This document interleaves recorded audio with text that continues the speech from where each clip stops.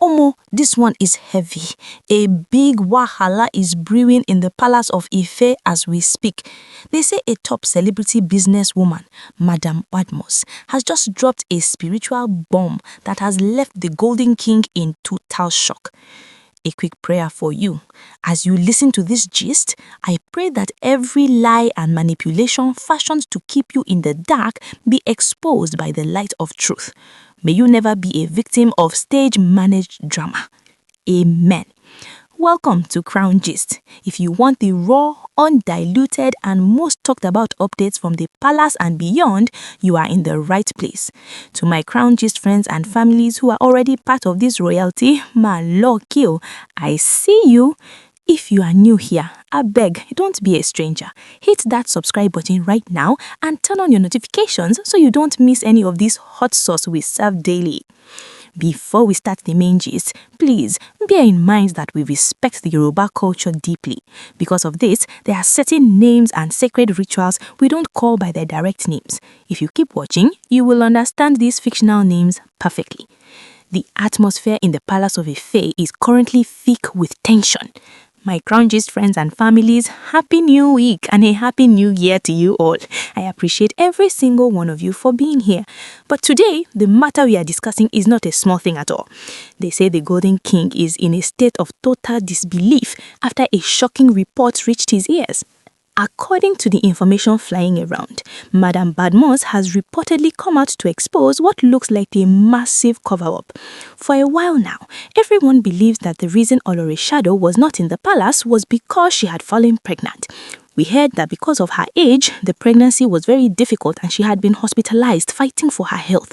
The Golden King was worried, thinking his wife was somewhere in a clinic undergoing serious medical pressure.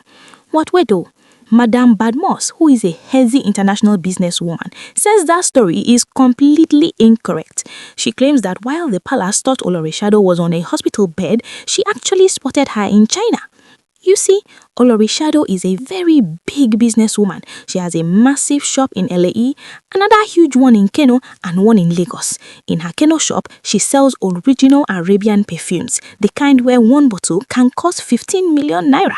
People come from everywhere just to shop there. In Lagos, she deals in high-end clothing from Turkey and China. Madam Badmus says she was in China recently to buy goods for herself when she sighted Olorishado right there in the market. Now, you should know that Madam Badmus and Olorishado used to be very close friends. They used to travel to China together and shop at the same places where they get the best rates for the Nigerian market. Even though their friendship collapsed after Olorishado moved into the palace with the Golden King, the business strategy is still the same. Madam Badmus says she didn't just see her. She made sure she and her friend filmed Olorishado while she was busy negotiating business and moving from shop to shop because she wanted to show the Golden King the truth. While the king was being told that Olorishado was in the hospital for 3 or 4 days, seriously ill under pregnancy pressure, she was actually busy stocking up her perfume and clothing empire in China. The Golden King was reportedly so shocked he couldn't believe his eyes. He still maintains a talking relationship with these women, but he never expected this level of stage managing. Imagine a king being told his wife is in the hospital, only to see a video of her in China shopping for over 50 million naira perfumes. My Crown Gist friends and families, if this is true, then the level of drama in the palace has reached a point where nobody is safe. Is it that Olorishado is using the pregnancy story just to stay away from the palace and do her business, or is there a deeper reason why she would lie to the Golden King? Now listen carefully because this is where the plot gets very thick. Madam Badmus and Olorishado used to be like 5 and 6. They were international business partners, traveling the world together, hitting the best shops in China and Turkey to bring back luxury items for their shops in Kano and Lagos. They knew each other's moves, their strategies, and their secrets. Even after their friendship collapsed, because Olorishado reportedly took over the man Madam Badmus was interested in. That business instinct stayed sharp. So, when Madam Badmus landed in China this January, she wasn't looking for Olorishado, she was there for her own hustle. But as she was moving through the busy market, she spotted a familiar figure. She couldn't believe her eyes. She told her friend, wait, is that not the woman who is supposed to be on life support because of pregnancy? She didn't confront her. No, Madam Badmus is too coded for that. She played it like a movie director. She stayed back and told her friend to start filming. They caught Olori Shadow in clear HD quality, negotiating prices, checking the quality of Arabian perfumes, and walking around with the energy of a woman who has never seen a hospital bed in her life. The most painful part of this gist for the Golden King is the timeline. You see, the Golden King and Madam Badmus still have a business relationship. They talk, they trade, they deal. When Madam Badmus returned and went to see the Golden King for a business meeting, she casually asked after Olori Shadow. The Golden King, being a man of truth, told her with a heavy heart, my wife is not well. She's expecting a baby, but the pregnancy is giving her serious issues because of her age. She has been hospitalized for days, very, very sick. She can't even stand up. Madam Badmus waited for him to finish. She probably took a sip of water, looked him in the eye and said, Kabiesi, which hospital? Because the same woman you are talking about was with me in China just a few days ago, shopping like there is no tomorrow. Imagine the shock. The Golden King was confused. He tried to defend his wife, saying the doctors had given him reports of her critical condition. But Madam Badmus didn't come to play. She pulled out her phone and showed him the videos. She showed him the dates. She showed him the location tags. My crungest friends and families, they say the Golden King's face changed from confusion to a deep, dark anger. He felt like a fool.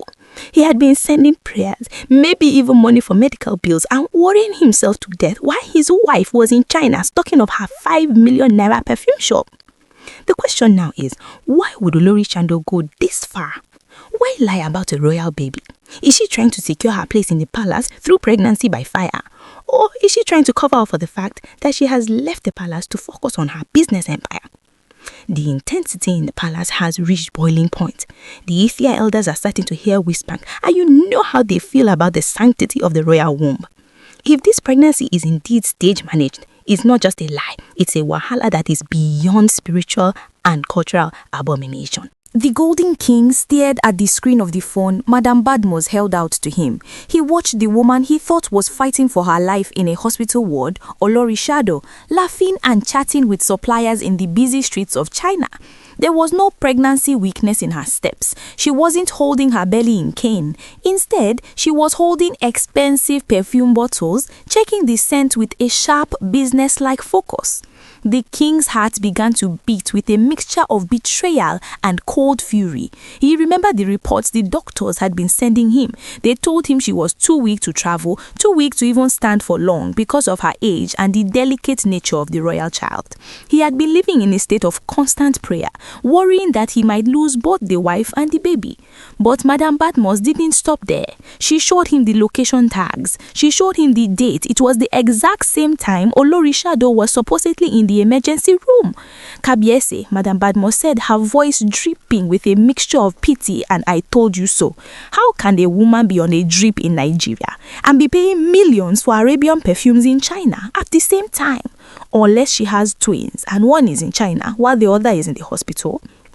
The Golden King didn't say a word, but those who know him saw the fire in his eyes. This was no longer just a small family matter. This was a breach of trust that had gone international. He realized that Olori Shadow didn't even tell him she was traveling out of the country. For a wife of the king to leave the shores of Nigeria without the permission of the palace is a major wahala and a total disrespect to the Ife elders. The question everyone is asking now is why? Why would Olori Shadow risk everything for his stage-managed pregnancy? Was it because she felt the pressure to produce an heir? Or was it a clever way to keep the king's attention and resources while she built her private business empire in Kano and Lagos? The Golden King immediately called for his closest aides. He wanted the doctors who had been sending those reports brought to him immediately, but rumors say the doctors have suddenly become scarce. The whole thing started looking like a well-oiled syndicate, a fake pregnancy, a fake hospital stay, and a real shopping spree in China. My crown gist friends and families, the tension was so high that you could hear a pin drop. The Golden King reached for his own phone. He decided to call Olori Shadow right there and then with the evidence staring him in the face. When the call connected, they say Olori Shadow's voice came through sounding very tiny, weak and full of sickness. She probably thought she was still the one directing this movie. "My king," she whispered, her voice shaking like someone on a hospital bed. "The pain is too much today. The doctors say I must not talk too much so I don't lose the baby." The Golden King almost let out a bitter laugh, but his anger was too cold for laughter. He didn't ask about her health. He didn't ask about the baby. He simply said, "Olori, I have just sent you a video. Watch it and call me back immediately." He hung up. My Crown Gist friends and families, you can imagine the sudden healing that must have taken place in that hospital room. Seconds after the video of her in China landed on her phone, the weakness vanished. The pregnancy pain disappeared. She realized that Madam Badmus had caught her red-handed in the marketplace of lives. The Golden King was beyond tired. He was exhausted by the drama. He had defended Olori Shadow against the IFE elders. He had given her his trust, and he had even moved her away for fake medical rest. To find out, she was actually using that time to stock her perfume shops in Kano and Lagos was the ultimate betrayal. They said the king sat in total silence for hours after that call. He realized that the woman he brought into the palace was more committed to her 5 million naira perfumes and China business than she was to the royal house. The stage-managed pregnancy wasn't just a lie. It was a weapon used to manipulate his emotions. Right now, the palace of IFE is in a state of high alert. The IFE elders are reportedly demanding that Olori Shadow be summoned to the palace immediately to explain herself. If she cannot produce a physical pregnancy or a real medical explanation for why she was teleporting to China, the consequences will be severe. A king's womb is sacred, and to mock it with a fake pregnancy is a wahala that even the strongest business empire cannot settle. But before we go further, my Crown Gist friends and families, I must remind you that all these details are based on rumors and alleged information currently making the rounds on social media. These are unverified reports and should not be seen as absolute facts until the palace or the parties involved come out with an official statement. We're only giving you the gist as it is being discussed by the people who know the source. What do you think? Did Olori Shadow go too far this time? Can the Golden King ever trust her again after seeing her shopping while she was supposed to be dying? And what do you think Madam Badmus' next move will be now that she has successfully exposed the secret? Drop your comments below. Let's talk about this royal drama. If you enjoyed this update, please give this video a thumbs up. And if you haven't subscribed yet, I beg, do it now. You don't want to miss the next part of this story.